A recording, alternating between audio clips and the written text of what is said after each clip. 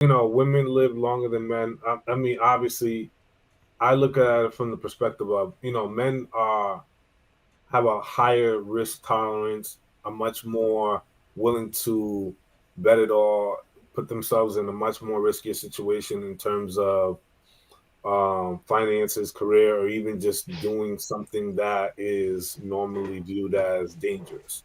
You know what I'm saying? I think that a lot of men do these things because they're just a lot more prone to, you know, take more risk in life. And, women, avoid risk or avoid anything that is associated or aligned with danger or risk avert, right? So I think that's one of the components. I also kind of echo the sentiment that a lot of the other brothers already shared too. I think a lot of those play a huge part.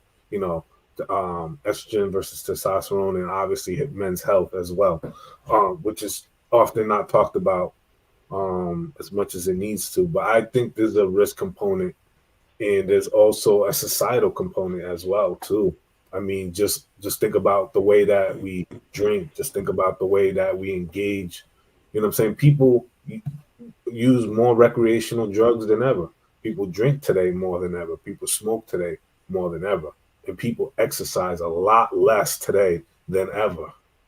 You know what I'm saying? So there's a lot of component factors that play into, why women live longer.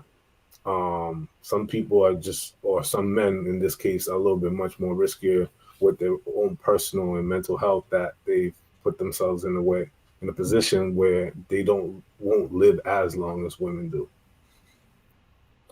That's good stuff. We're gonna jump over to Trev Smooth, and I got a question for you. Gotcha. What you got? All right. Do you think men are recognized for their willingness to lower our life expectancy by our willingness, as Luis was saying and Shan was saying, to jump into danger? And do you think that factors into that overall number much? Because if we dying at 25, that's gonna throw that number off, right? Yes, Running absolutely. into a So, fire, being police, those type of things. yeah, men are not recognized in anything, to be honest. And I absolutely feel like that is a contributor. From what Shannon said, I do believe that part of it is, just DNA. That's part of it. Rilla made some valid points. There's a little bit of everything, right? There's some nuance here. We have to consider all factors, right? Luis mentioned that men are just more inherently dangerous, right? We do that. That's what we do. Not to mention our jobs are stressful. Just even our livelihood is a lot more dangerous than a woman's, right? How many people die at the workplace just because of an accident or whatever? That's just something that happens. There's not females that are doing those very dangerous jobs that hurt people, like Alaskan crabbing or mining, right? Working on skyscrapers. Those are predominantly men who take those types of risks. And even when you talk about how just something as simple as how we drive, that could hurt us, right? Now, if you were to take the natural causes versus natural causes, they've been doing studies over the last few years that show men are actually catching up in mortality rates. Anybody could go ahead and look it up. We are catching up, and we are projected to exceed life expectancy over women when you take into consideration natural causes versus natural causes. So even like Rilla was saying, some of this, like how we do, like these talks, I think they actually are therapeutic. Just what we're doing here tonight, just us building, just us having the communion. It certainly helps because you're able to talk, and a lot of people holding in these type of things to yourselves. When you have when you are lonely, I don't know if people understand that, like how your mind is connected to your body. When you are lonely, when you are depressed, your immune system goes down. You are more susceptible to any type of disease. There's different things that happen to you just because of the mental state that you're in. And we are under constant stress because we are always who it falls on. We accept that responsibility as men. We are groomed to accept that responsibility, right? And we feel like it's in our DNA to take the brunt of the responsibility. for our children, for our women, for everyone. So there's so many different factors, but again, I want y'all to look that up with natural causes versus natural causes. We are catching up because and maybe our lives have become less stressful between technology or maybe just medical development or just us being able to cope or therapy or whatever. We're catching up. Okay.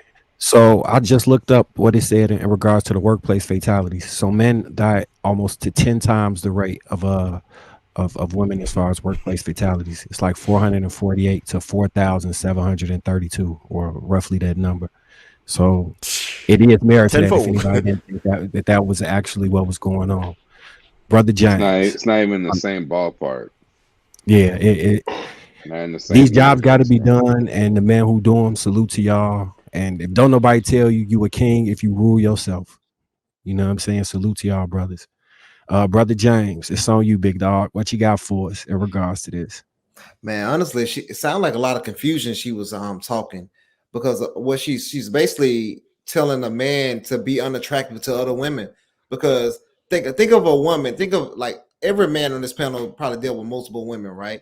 And we understand women nature. So if I'm a man and I'm every time a situation happen, I gotta call this man to come help me, she gonna be like, shit, I need to be with him because obviously he got the answers. So why the hell I'm gonna be sitting around waiting on you to call this person to come and make a collective agreement so you can lead my household, lead me? I need to be with these guys. These guys are obviously smarter than you. But a lot of the times, women when they give advice, they don't think of it like, wow, if my man did this, would I actually still be attracted to him?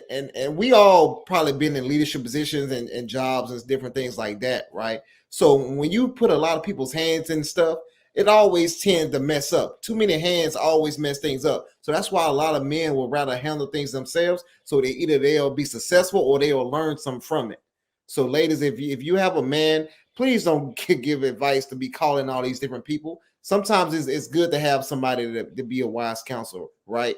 But you don't want to get too many people's hands into the mix and stuff. So we have to make sure we're giving people good advice, and that's not a reason why y'all living longer. Y'all living a lot longer because y'all don't have to deal with a lot of stress that we have to deal with, and y'all don't have to die in wars. Y'all don't have to do a lot of those things. But like Trev said, it's going to come a day. It's going to switch up. It's going to change because of the new technology and things that way. So that's all I had to say. I appreciate that. So yeah, I appreciate that, brother Hink. Brother Hink.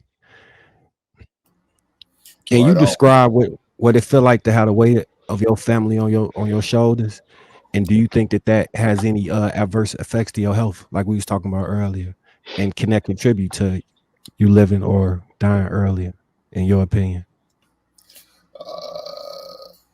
Yeah, it feels like normal having the weight of the world on the shoulder because that's what I've been doing. That's what I've always done as a grown man. I've always had to deal with it. You know, I think a lot of ladies don't have to worry about that stress. Even the ones who don't have a man, they always have a man they can always call on to unload or figure something out, to get something fixed or done, and pour their burdens on them by whatever it means. Oh, my car's not starting. It's too cold outside. Maybe I can call my side dude who I normally just go get dinners with. Maybe he can come over and get me a jump or something. You know, so now the stress is no longer on her. It's poured on this man who is her DoorDash guy. You know what I'm saying? Or the dude that just comes over and lay the dick to her. Now he's over working on the plumbing work for real instead of laying the pipe.